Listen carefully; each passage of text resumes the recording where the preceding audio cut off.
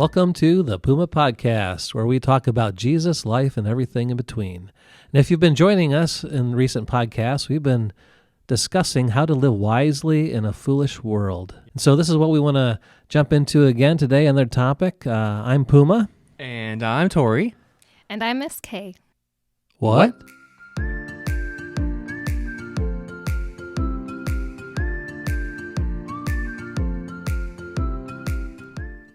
Tory, who was that? So that was Miss K. You want to say hi, Miss K? Hello. We'll probably just call you K. But Okay. That's fine. That's totally fine. Yep. Well, I guess it's appropriate to have another voice since we're going to be talking about talking today. Big brain. Yes. I love talking. Well, you have come to the right place because on the Puma Podcast, we talk about Jesus, life, and everything in between. One of those things in between is talking and the things that we talk about. So, Yeah. yeah. Well, even in Proverbs too, very appropriately, there's a lot about talking in Proverbs. So thank you, Kay, for joining us today. And yeah, Puma, I'm really curious about this topic because not only do most people like to talk, but there's a lot of foolish ways to talk too. And so today, it'd be awesome to get another opinion, different perspective on our words. And so, yeah, Miss Kay, thanks for joining us today. Yeah, thank you for joining us. No problem. Happy to be here. We're glad that you are here. As we kind of jump into this topic, Proverbs has a lot to say about the words that we say. If you read through Proverbs, you'll see words like the tongue or the mouth, all referring to the words that we say or the communication. Really, I mean, it's more than just the words, because today we communicate not just with the things that we say, but also we do so much online, the things that we type, the words that we type out, and the communication that we have. And so that's kind of a big idea, but I want to just kind of back up the train just a wee bit. Why are words, the words that we say, such a big deal? I mean, do you guys have a thought on that?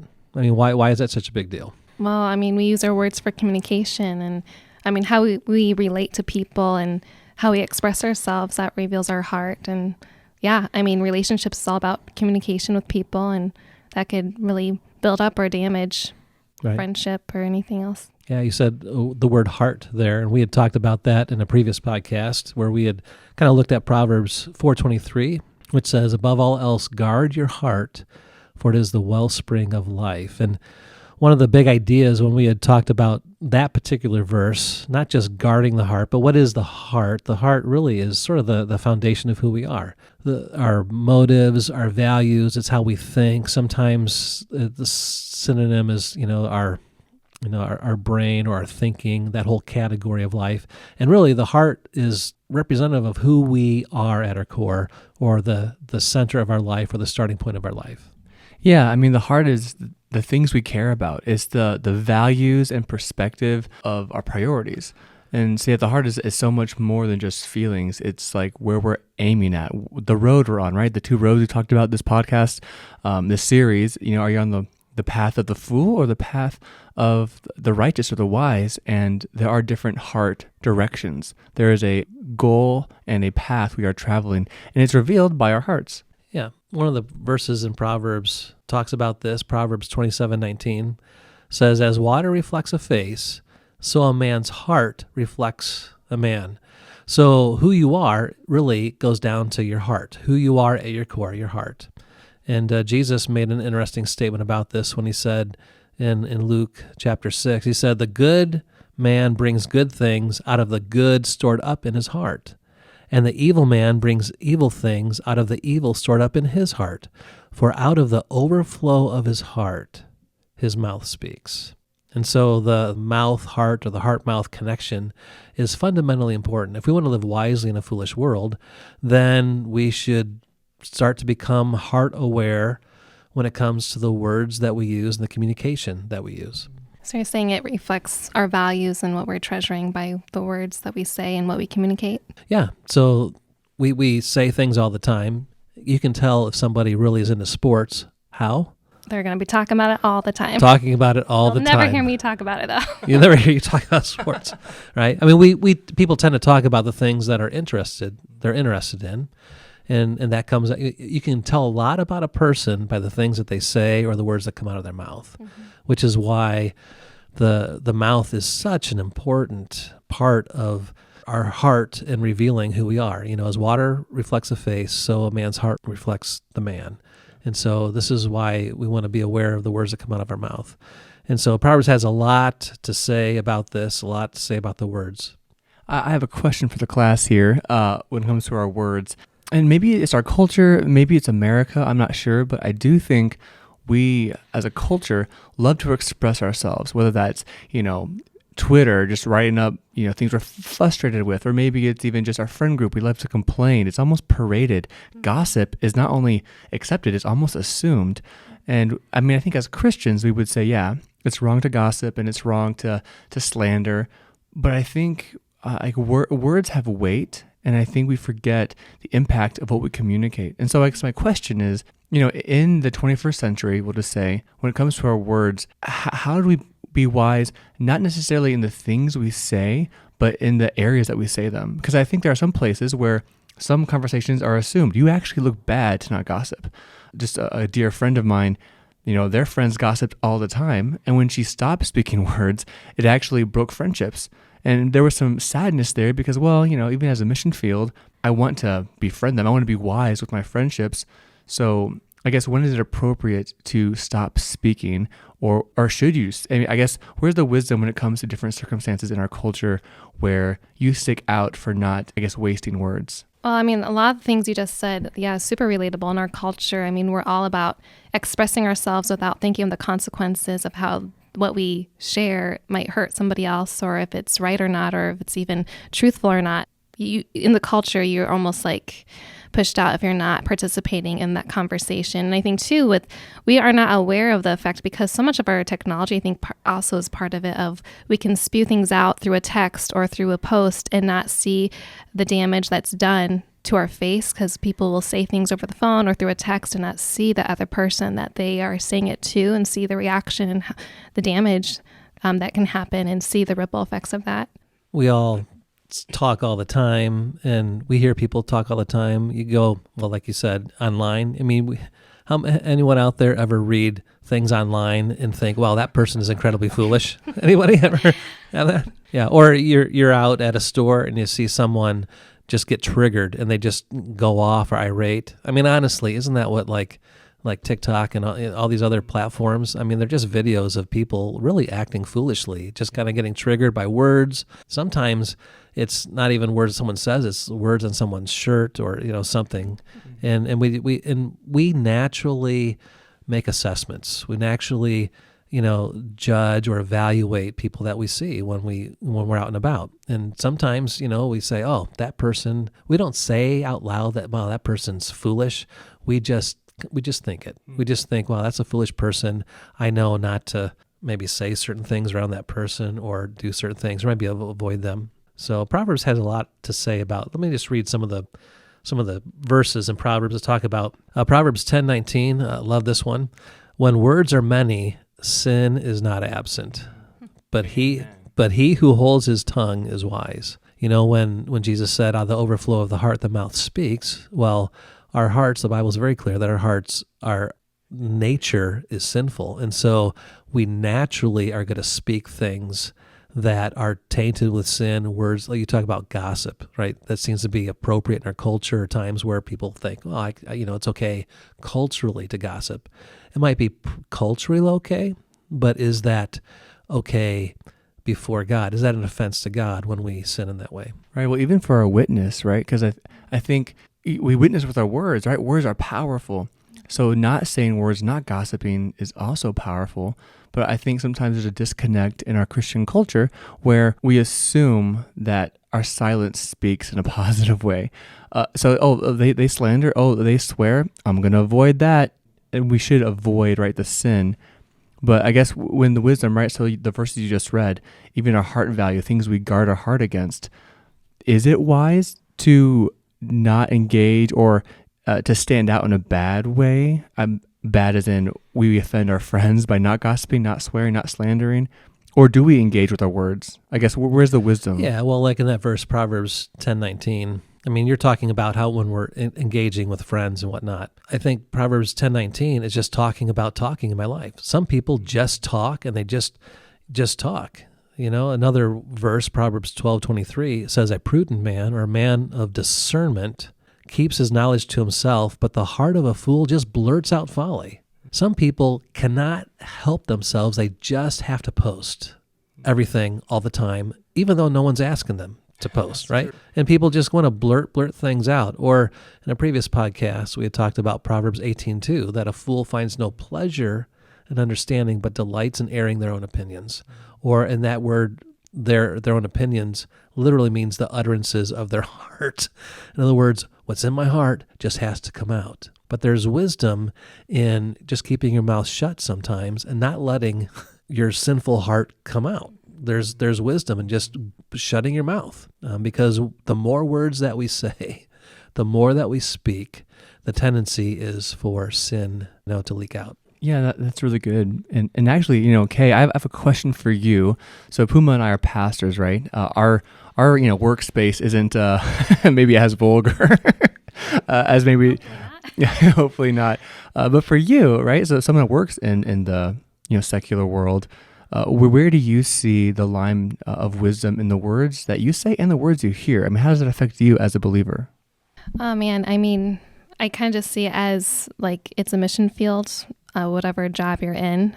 Yeah, every conversation, just a lot of prayer. Like, okay, God, do you want me to share what I know you think about this issue? Or is this a time where I need to let this go and not die on this hill? And like knowing when to get involved, engaged in conversation, when to let it go. And a lot of times it's not even the conversations. It's more of just like live by example and try to love them well and be a light that way. And if we engage in a conversation or something that controversial or whatever it is that I might disagree with, just a lot of prayer of like, hey God, how do you want me to respond to them to love them closer to you and closer to truth? Yeah, a lot of wisdom. And then also goes to like the relationship, and that is a big part of what you say and how you say it and stuff. Yeah, Proverbs says a lot about speaking in general and also how we engage other people. Like another one, Proverbs 17:9, he who covers over an offense promotes love, but whoever repeats the matter separates close friends.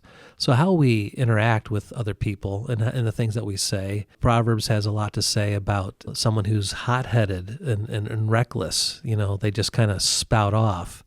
Well, sometimes, it's good to avoid that person, or you may learn their ways, Proverbs tells us. Another, I love this one, Proverbs 17:28. Even a fool is thought to be wise if he keeps silent, and discerning if he holds his tongue. I love that.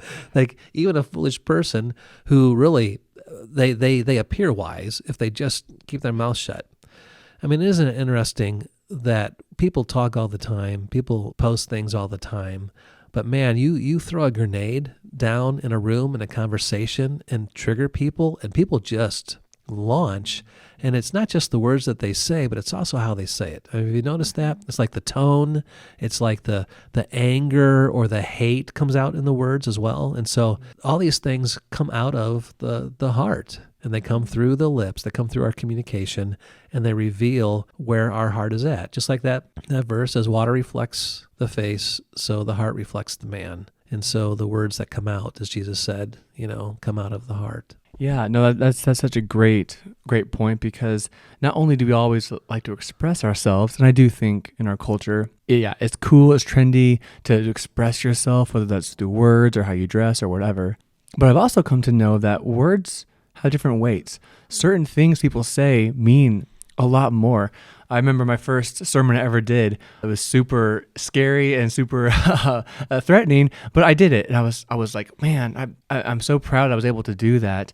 And I go back to my office, and someone I really, really respected came into my office, and I like, hey, how do you think the sermon went? And his comment was, you were 5 minutes over. And if a toddler had said, hey, you were 5 minutes over, goodness, if my brother said, Tory, good sermon, 5 minutes over, because this guy I really respected, his words just crushed me. And I think based on our own standing, our authority, our influence, certain words just weigh like 1,000 pounds. You want someone to say, hey, I'm proud of you. Yeah, that's great. If my volunteer is like, hey, Tory, I'm proud of you for teaching your youth group. But when you, like, Puma, my dad says that, those same words weigh a ton. And so I think as you read those Proverbs, the weight of some of these words, that a wise man overlooks an insult. Yeah. an insult from your dad weighs a lot more than an insult from a stranger. So what are your guys' thoughts on even the words? I mean, how to be wise in your own sphere, in your own pool of influence? Where have you seen words be the most weighted? Most of the time I see is after I'm like, whoops, I shouldn't have said that. And like, I see the reaction in someone's face. I'm like, oh, That's man. every man's superpower they wish they could have. Yeah, take words back after they come out of your mouth. Yeah. Man. Yeah. I don't want to Yeah. levitate. I don't want to fly. I want to be able to take words back. Yeah. That'd be awesome. Right. It's, the communication that takes two people, and it's so difficult of like, okay, we say things and we think we mean well, and we are not even aware of the selfishness or pride in our heart, and the tone and our expressions as we say something when we're thinking we're being helpful. Like, I've definitely seen of how I personally have hurt a lot of people by just not checking myself and checking where they're at of like, what do they need to hear right now? Even if it might be truthful, but if it's not done with love and grace, like that is so important. Just share the truth with truth, love, and grace. Yeah. But you don't want to, you got to balance, not just grace. We need to be refined. We need to be pushed closer to God's character and his righteousness and to be faithful followers. So we need that truth, but we need to do it with humility, love, and grace. So I don't know. There's so many stories of like, oh man, I wish I could go back. And yeah.